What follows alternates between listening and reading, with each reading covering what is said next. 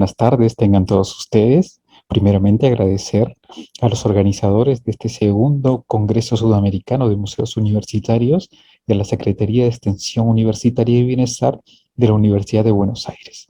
Mi nombre es Wilmar César Huiza, encargado de colecciones del Museo de Arqueología y Antropología de la Universidad Nacional Mayor de San Marcos en Lima, Perú, y vengo a presentarles el siguiente tema. Permítanme compartir pantalla. Ok. Entonces, el tema que les voy a presentar es derroteros y alcances del Museo de Arqueología y Antropología de la Universidad Nacional Mayor de San Marcos. Y los temas que van a abordar es una breve historia del museo, de sus colecciones, la problemática de las colecciones y las acciones realizadas para resolverlas. El museo fue fundado el 21 de octubre de 1919 en un recinto arquitectónico del siglo XVII que perteneció a la orden jesuita. Posteriormente se convirtió en el Convictorio de San Carlos y paulatinamente en la sede de la Universidad Nacional Mayor de San Marcos hasta 1966. El museo fue fundado por Julio César Tello Rojas, considerado padre de la arqueología peruana, con el material arqueológico recuperado, las notas de campo y registros gráficos de la primera expedición arqueológica de la Universidad de San Marcos al departamento de Ancash. La composición del patrimonio. El museo cuenta con 13.000 bienes culturales en sus instalaciones. Las categorías que las componen son un 95% arqueológicas y 5% etnográficas. La materialidad es cerámica, lítico, metales, restos humanos, restos animales, tejidos y material orgánico. Respecto a las adquisiciones, un 7% lo componen las compras, un 39% las donaciones y un 53% producto de investigaciones. Respecto a la historia de las colecciones, las más representativas referidas a investigación son la expedición al departamento de Ancash de 1919, la colección fundacional del museo; la expedición al Valle de Asia de 1925, compuesta por más de 300 fardos funerarios con casi 2.000 años de antigüedad; la expedición arqueológica al Marañón de 1937, realizada por la Universidad y la Fundación Nelson Rockefeller; y el proyecto Chavín de Investigaciones Arqueológicas de 1966, la cual recuperó más de 300 vasijas que tuvieron una función ritual. En las colecciones producto de donaciones, las representativas son el Museo Raimondi, la cual compone bienes arqueológicos recolectados o recuperados por el investigador; la colección Enrique Fracchia, compuesto por más de 2.000 vasijas de la cultura nazca. Respecto a la pertenencia organizativa del museo, el museo se encuentra actualmente dentro del Centro Cultural San Marcos, una dependencia del rectorado, la cual funciona desde 1995 y contiene 10 dependencias dirigidas a las actividades culturales. Respecto a la problemática de las colecciones, el tema de la disociación referente a los traslados. Dos son los eventos que propiciaron estos traslados. En 1940 se produjo un violento terremoto en Lima que afectó la estructura del museo, lo cual implicó considerar el traslado de las colecciones. Posteriormente, en 1946, la Ley 10.555 dispuso la Federación de los Museos Nacionales con el entonces Museo Nacional de Arqueología y Antropología, lo cual implicó que la universidad trasladase la totalidad de sus colecciones en calidad de depósito. Posteriormente, en 1956, la universidad estableció gestiones para recuperar su colección, pero debido a que el espacio o el recinto destinado para alojar las colecciones era muy pequeño, solo pudieron recuperarse un 30% de las mismas, quedando pendiente un 70%, el cual representa aún 10.000 objetos aproximadamente. ¿Cuál fue las consecuencias o la situación de este traslado? La falta de interoperabilidad entre inventarios, es decir, el inventario del traslado de 1946 y en el que retornó parte de la misma en 1956, la cual presenta características distintas. El deterioro progresivo deterioro del siglado, lo cual representa pérdida de información de los objetos.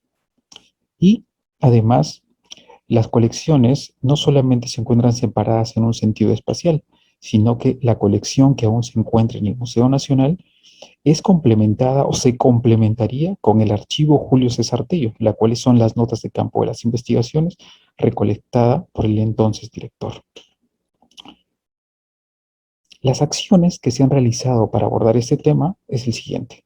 En el 2018 se planteó un plan de trabajo para identificar las colecciones que se encuentran en el Museo Nacional, las cuales partían de una revisión digital de sus bases de datos, objetos digitales y archivos, para posteriormente pasar una revisión física a fin de identificar los objetos.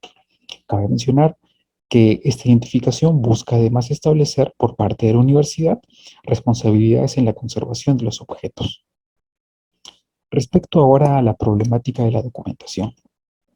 La situación en el museo era que encontramos inventarios realizados en soportes físicos, los cuales habían sido pasados en archivos en Excel, archivos independientes en Excel, no relacionados entre sí, evidentemente. Además, encontramos una disonancia entre la información del siglado de los objetos con la información que se encontraba en dichos inventarios. Las acciones que se realizaron fueron, desde el 2010, la reorganización de la información. Esto implicó unificar los inventarios en un eje dentro de ellos para complementar la información. Además, una revisión completa del siglado de los objetos para validar la información de los inventarios, lo cual nos permitió complementar información respecto a las adquisiciones de los bienes, las referencias geográficas y los investigadores que las recuperaron. Ahora, otra problemática respecto al acceso del trabajo remoto. ¿Cuál fue la situación en el 2020? La situación: el distanciamiento social obligatorio producto del COVID-19, aunado al almacenamiento de información que contábamos solo con software local sin acceso en línea. Ante esta situación, ¿qué opciones teníamos? El uso de Google Workspace for Education, un servicio gratuito para las instituciones educativas, el cual nos permitió plantear un sistema de colecciones de consulta, un sistema documental de colecciones, posibilitando al personal del museo la búsqueda, consulta de reproducciones y de las bases de datos, generando un backup en Google Drive, cargando información y organizándola, y además permitiéndoles el acceso a partir de compartirles mediante el hipertexto. Ahora, otra problemática respecto al acceso del público. En el 2020, la situación no se contaba con plataformas de acceso al público a las colecciones.